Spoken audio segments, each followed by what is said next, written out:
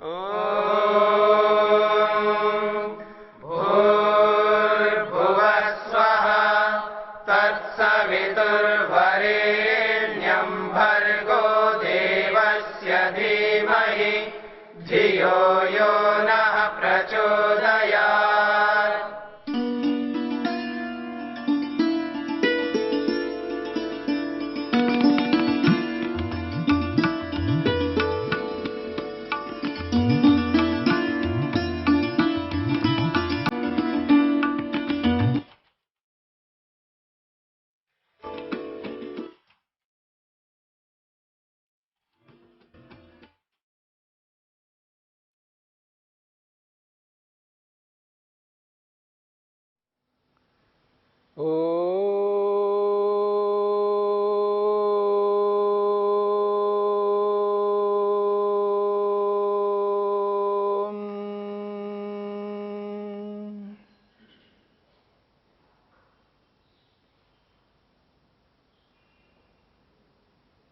मन के स्वभावों पर विचार चल रहा है।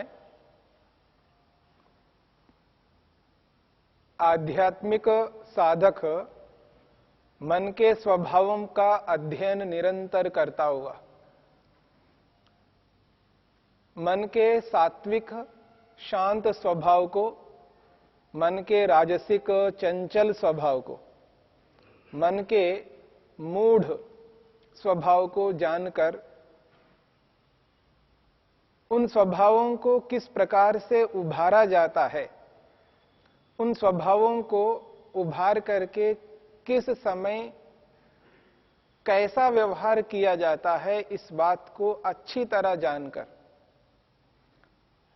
जब व्यक्ति स्वयं को देखता है, स्वयं यानी आत्मा को देखता है, तो उसको एक ऐसा अलग बोध होता है जिससे उसको ये स्पष्ट प्रतीति होती है, मैं एक चेतन हूं और मन एक जड़ वस्तु है।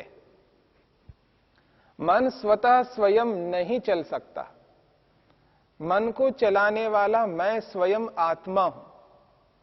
ये जो दोनों का अलगाव, पृथकत्व का बोध होता है, उसी बोध से व्यक्ति को यह एहसास होता है, हमने जो विचार किया है आत्मा के अपरिणामी स्वरूप को लेकर के।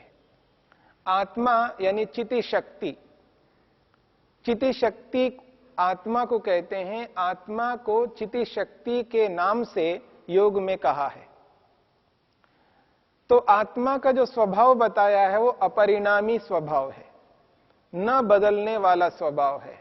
जिस रूप में आत्मा की इच्छा है वो इच्छा बदल नहीं सकती।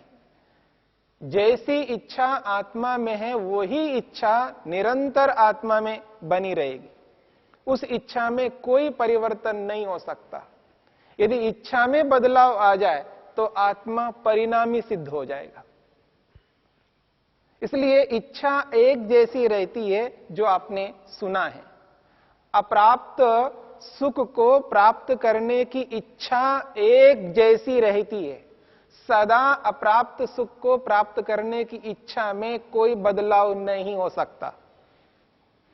प्राप्त दुख को दूर करने की जो इच्छा है वो निरंतर बनी रहेगी, वो कभी बदल नहीं सकती। ये जो आत्मा की इच्छा है, न बदलने वाला स्वरूप है उसका, ये निरंतर वैसा ही एक जैसा स्वरूप रहेगा। परंतु मन में ऐसा नहीं रहता। मन में निरंतर बदलाव आते रहते हैं। इसलिए योग ने कहा चलम च गुणवृत्तम, गुणों का व्यापार चलायमान है, बदलने वाले हैं। एक रूप में, निज रूप में एक जैसा निरंतर नहीं रह सकते। इसलिए कभी मन में शांत भाव उत्पन्न होता है, कभी चंचल भाव उत्पन्न होता है, कभी मूढ़ भाव उत्पन्न होता है। कभी व्यक्ति मूढ़ दिखाई देता है तो कभी शांत दिखाई देता है, कभी चंचल दिखाई देता है। मन में ये बदलाव तो होते रहते हैं, पर आत्मा में बदलाव नहीं हो सकते। इसलिए उसको अपरिणामी कहा, न बदलने वाला कहा है। इसलिए कहा जा रहा है ये जो न बदलने वाला जो आत्मा है, ये इस सत्वगुणात्मक जो विवेक ख्याति प्राप्त हो रही है उससे सर्वथा भिन्न है। सत्वगुणात्मिका चेयम अतो विपरीता विवेक ख्याति, ये जो विवेक ख्याति उत्पन्न हुई है, ये जो पृथकत्व का बोध उत्पन्न हुआ है आत्मा में, सत्व अलग है और पुरुष अलग है, यानी जड़ अलग है और चेतन अलग है, ये जो बोध उत्पन्न हुआ है, ये जो बोध रूपी ज्ञान है, उसी का नाम है विवेक ख्याति, यानी यथार्थ ज्ञान। ये जो यथार्थ ज्ञान उत्पन्न हुआ, ये ज्ञान आत्मा से अलग है। इस बात को समझने का प्रयत्न करना। जो भी आत्मा को ज्ञान उत्पन्न हुआ है और वो ज्ञान सत्वगुणात्मक है, यानी मन के शांत स्वभाव से उत्पन्न होने वाला ज्ञान है, और वो ज्ञान इस आत्मा से सर्वथा भिन्न है। ज्ञान भी भिन्न है और मन भी भिन्न है, दोनों ही अलग अलग है। और मन परिणामी है, बदलाव रखने वाला है, निरंतर उसमें बदलाव होते रहते हैं, पर आत्मा में नहीं हो सकते। तो पहली बात हुई है अपरिणामी। ये आत्मा का अपना निज स्वभाव है, हमेशा अपरिणामी के रूप में ही आत्मा रहेगा। और दूसरा उसका स्वभाव है अप्रतिसंक्रमा। अप्रतिसंक्रमा का अर्थ है एक वस्तु दूसरी वस्तु के साथ घुल मिल जाती है। दोनों अलग अलग वस्तुएं हैं और दोनों मिलकर के एक वस्तु के रूप में प्रस्तुत हो जाते हैं। उसमें एकत्व आ जाता है, एक पना आ जाता है। आटा लीजिएगा, पानी को लीजिएगा, आटा और पानी को दोनों को मिला करके उसको गूंद करके एक रोटी बना दी आपने। अब उस एक रोटी में पानी भी है और आटा भी है, दो पदार्थ मिल करके एक पदार्थ हो गया, एक रोटी कही जाएगी। पर आत्मा और मन दोनों मिलकर के एक नहीं कहलाएंगे, दोनों अलग अलग ही रहेंगे। जैसे मोटे तौर पर आप और मैं दोनों मिलकर के कहीं जाएं तो ये दो व्यक्ति आ रहे हैं, एक व्यक्ति आ रहा है ऐसा नहीं है। दो व्यक्ति आ रहे हैं, एक व्यक्ति आ रहा हो ऐसा कभी नहीं कहेंगे। जैसे दो व्यक्ति मिलकर के, भले ही दो व्यक्ति है तो उनको दो व्यक्ति के रूप में कहे जाएंगे। हां, आप समूह तो कह सकते हो उसको, 3 व्यक्ति, 4 व्यक्ति, 5 व्यक्ति, तो पांचों व्यक्तियों का एक समूह है। पर पांचों व्यक्तियों के एक समूह को एक व्यक्ति नहीं कहोगे आप, एक चीज, एक पदार्थ नहीं कहोगे। पर यहां पर आटा और पानी दोनों मिलकर के जब एक रोटी बनती है तो एक रोटी कही जाएगी। सूजी ले लीजिएगा, चीनी ले लीजिएगा, पानी ले लीजिएगा, इन सबको मिलाकर के एक ही अलवा कहा जाएगा उसको। ये जो अलग अलग पदार्थों को मिलाकर के वहां एकत्व का बोध होता है, ये है प्रतिसंक्रमा। ये सब मिलकर के एक हो जा रहे हैं, जिसको योग की भाषा में, दर्शन की भाषा में कहते हैं संघात। संघात का मतलब है अनेक पदार्थ मिलकर के एक पदार्थ का होना। पर यहां पर आत्मा और बाकी जितने भी बाहर के पदार्थ हैं वो कभी मिलकर के एक के रूप में, संघात के रूप में नहीं आ सकते। जिस रूप को आंखों के माध्यम से आत्मा देख रहा होता है, वो जो रूप है वो आंखों के माध्यम से, यानी नेत्रेंद्रिय के माध्यम से मन तक पहुंचा, और मन के अंदर वो जो रूप है वो रूप आत्मा के अंदर प्रवेश नहीं कर सकता। वो रूप और आत्मा दोनों मिलकर के एकीकरण, एकत्व को प्राप्त नहीं हो सकते, वो दोनों अलग ही रहेंगे। इसलिए कहा जा रहा अप्रतिसंक्रमा। आत्मा घुलने मिलने वाला नहीं है।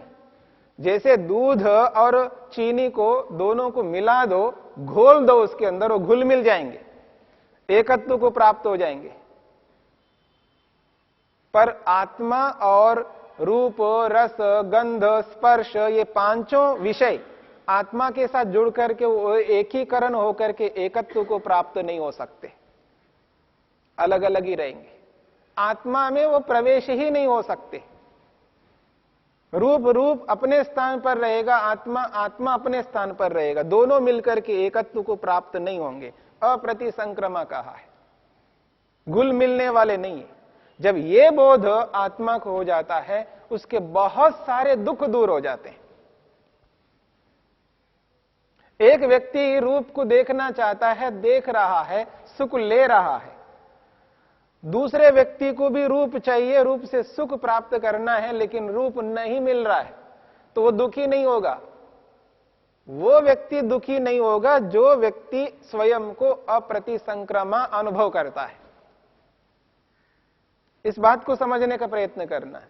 जो आत्मा यानी जो साधक, जो आध्यात्मिक व्यक्ति, जो योगाभ्यासी है, वो इस बात को स्वीकार करता है, मैं एक आत्म तत्व हूं, मैं अप्रतिसंक्रमा हूं, मैं घुल मिलने वाला नहीं हूं। जब ये एहसास करता है तो उसको रूप जब नहीं मिल रहा होता, सब लोगों को रूप मिल रहा है, सब लोग देख पा रहे हैं, और उस पर प्रतिबंध लगाया कि आप नहीं देख सकते, तो उसको कोई दुख नहीं होगा, क्योंकि वो ये समझ रहा होता है मैं तो अप्रतिसंक्रमा हूं। जो लोग देख रहे हैं उन लोगों में यानी उन आत्माओं में वो रूप प्रवेश नहीं कर सकता।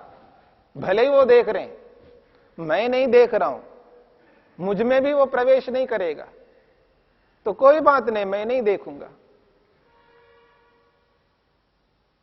यदि आप कहो सबको मिल रहा है खाने को, सबको खाने को मिल रहा है, उस खाने का जो रस है सब लोग ले रहे हैं, सबको बड़ा आनंद मिल रहा है, और योगाभ्यासी एक ऐसा व्यक्ति है, ऐसा आध्यात्मिक व्यक्ति है जिसने अपने आप को यह समझ रखा है मैं अप्रतिसंक्रमा हूं, मैं घुल मिलने वाला नहीं हूं, मैं अलग रहने वाला हूं, और जिस रस को सभी लोग ले रहे हैं वो रस मेरे को नहीं मिल रहा है, तो उसको कोई दुख नहीं होगा। तो आप कह सकते हैं उसका पेट भरेगा नहीं, और उस तत्व से उसके शरीर में जो पोषक तत्व मिलने चाहिए नहीं मिल रहे हैं, हां ठीक बात है, नहीं मिलेंगे, कोई बात नहीं, वो रस ना लेकर के वो दूसरा रस लेगा। वो योगाभ्यासी, वो साधक दूसरा रस लेगा। ये आवश्यक नहीं है, जरूरी नहीं है उसी रस से सुख लें, उसको पता है सुख लेना है, और उसको अभ्युदय सुख लेना है, सांसारिक सुख को प्राप्त करना उसको है। लौकिक व्यक्ति सांसारिक सुखों का उपभोग प्रयोग करता है, उसी प्रकार एक योगाभ्यासी, एक साधक भी लौकिक सुखों का उपभोग प्रयोग करता है, अभ्युदय मानकर, साधक मानकर। साधन है वो, उनको साधन मानकर के उपप्रयोग करेगा, अभ्युदय मानकर के उसका प्रयोग करेगा, निश्रेयस मानकर के नहीं करोगा, निश्रेयस मानकर के उसका प्रयोग नहीं करेगा। हां, ये हो सकता है जो लौकिक लोग, सांसारिक लोग जिस अभ्युदय सुख को प्राप्त कर रहे हैं, उसका उपभोग प्रयोग कर रहे हैं, उसको निश्रेयस मान करके उपभोग कर रहे होंगे। बस मेरे को यही चाहिए, और कोई सुख नहीं चाहिए मेरे को, इसी से मैं तृप्त हो जाऊंगा, यही मेरा लक्ष्य है, यही मेरा उद्देश्य है, ऐसा मान करके लौकिक व्यक्ति तो उस सुख को ले रहे होंगे। पर आध्यात्मिक व्यक्ति को पता है ये मेरा लक्ष्य नहीं, ये तो साधन है मेरे लिए, ये नहीं है तो वो मिल जाएगा। ठीक है, इस रस पर प्रतिबंध है मेरे लिए, किस कारण से है वो एक अलग बात है, मैं नहीं लेऊंगा इस रस को, कोई बात नहीं, वो दुख नहीं होगा, उसको अशांति नहीं होगी, अतृप्ति नहीं होगी, असंतोष में नहीं रहेगा, हताश निराश में नहीं रह सकता वो। उसको बोध है मैं अप्रतिसंक्रमा हूं, मैं घुल मिलने वाला नहीं हूं। वो रस, जिस रस को सारे लोग ले रहे हैं, वो रस उनकी आत्माओं में वो प्रवेश नहीं करेगा। अगर मैं नहीं लेता तो कोई बात नहीं, किसी कारण से मेरे को मिल भी जाता, वो रस जैसे उनकी आत्माओं में नहीं मिल सकता, वैसे मुझ आत्मा में भी वो नहीं मिल पाएगा। तो चिंता किस बात की है, हताश निराश किस बात का,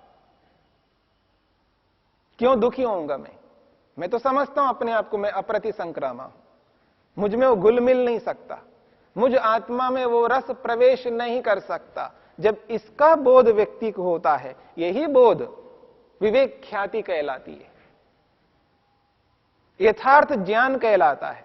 और यही यथार्थ ज्ञान व्यक्ति को मोक्ष की ओर आगे बढ़ाने वाला होता है।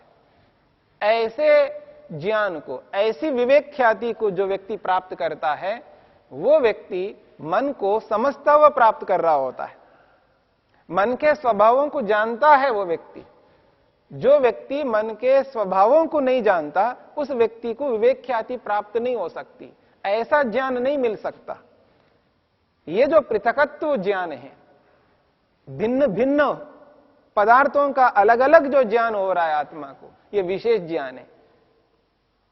इसी को विवेक ख्याति के नाम से कहा है, सत्व पुरुष अन्यता ख्याति के नाम से कहा है।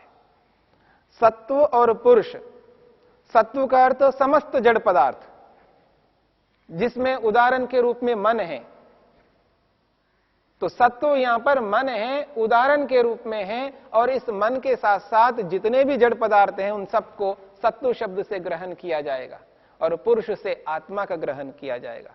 सत्व पुरुष अन्यता ख्याति, यानी मन और पुरुष आत्मा अन्यथा पृथकत्व का, भिन्न भिन्नता का ख्याति ज्ञान हो रहा है। उसको आत्मा का और मन का अलग अलग ज्ञान हो रहा है। ये जो ज्ञान है, यही विशेष ज्ञान है। इसी के कारण से उसको ये समझ में आता है, मैं अप्रतिसंक्रमा हूं, मैं घुल मिलने वाला नहीं हूं। यही बोध विशिष्ट बोध कहलाएगा आत्मा का। आत्मा के स्वरूप का बोध है। आप यूं कह सकते, ये एक प्रकार से आत्मा का साक्षात्कार है। उसको एहसास हो रहा होता है, स्पष्ट रूप से अनुभूति हो रही होती है कि मैं अप्रतिसंक्रमा हूं, मैं घुल मिलने वाला नहीं हूं। जो भी रस मुझ में आ रहा है, यानी मेरे शरीर में आ रहा है, या मुझ मन में, मेरे मन में आ रहा है, मेरे मन में आने वाला ये रस मुझ आत्मा में प्रवेश नहीं कर सकता, मन तक ही सीमित रहेगा। मेरे मन में आने वाला ये जो रूप है, ये रूप मन तक ही सीमित रहेगा, मुझ आत्मा में प्रवेश नहीं करेगा। जो भी स्पर्श मैं कर रहा हूं या करता हूं या करूंगा, वो सारा का रस, सारा का सारा स्पर्श मन तक सीमित रहेगा, मन से आगे बढ़ करके आत्मा में प्रवेश नहीं करेगा। और जो भी मैं शब्द सुन रहा हूं, आगे सुनूंगा, ये सारे के सारे शब्द मेरे मन तक सीमित रहेंगे, वो शब्द मुझ आत्मा में प्रवेश नहीं कर सकते। जब वो शब्द मुझ आत्मा में प्रवेश कर ही नहीं सकते, मैं दुखी क्यों होऊंगा? इसने कह दिया, स्वतंत्र है कहने में, कुछ भी कह सकता है, कैसा भी शब्द बोल सकता मेरे लिए, कोई बात नहीं। जैसा उनका स्तर है वैसा ही बोलेगा। जैसा मेरा स्तर है, मेरे स्तर के अनुरूप वो बोले, ये संभव नहीं है। प्रयास करूंगा मेरे स्तर के अनुसार उसका स्तर बन जाए, लेकिन नहीं बन पाएगा तो कोई बात नहीं। अपने स्तर से ही वो उन शब्दों का प्रयोग करेगा, जैसा उसका स्तर है, जैसा उसका ज्ञान है, जैसे उसके संस्कार हैं, जैसे वो कर्मों को कर रहा है। तो उस आधार पर जब वो कोई भी व्यक्ति मेरे को कोई भी शब्द बोलता है, तो उस शब्द से मेरे को कोई बाधा नहीं होगी, मेरे को कोई कष्ट नहीं होगा, दुख नहीं होगा। दुख नहीं हो सकता उसको, वो कैसा भी शब्द का प्रयोग करता हो, कितने ही आवेश में बोलता हो। मैं अधिकारी हूं तो उसको रोक सकता हूं, ना बोलने के लिए प्रयास कर सकता हूं, पर दुखी नहीं हो सकता, अशांत नहीं हो सकता, अतृप्त नहीं हो सकता, क्योंकि मैं इस बात को समझ सकता हूं या समझ रहा हूं कि अप्रतिसंक्रमा हूं, मुझ में वो शब्द आकर के घुल मिल नहीं सकता। ये जो विशिष्ट बोध है, इसी बोध से व्यक्ति बहुत सारे दुखों से अलग रह सकता है। बहुत सारे दुख ऐसे, उठने से लेकर के रात्रि में सोने तक, पग पग पर व्यवहार काल में ये सारे के सारे दुख आ रहे होते हैं, रूप से, रस से, गंध से, स्पर्श से, शब्द से संबंधित। और ये सारे के सारे व्यवहारों को करता हुआ, इन सब में रहता हुआ व्यक्ति एक प्रकार से निर्लिप्त रहता है। वो कमल के पत्ते के समान रहता है।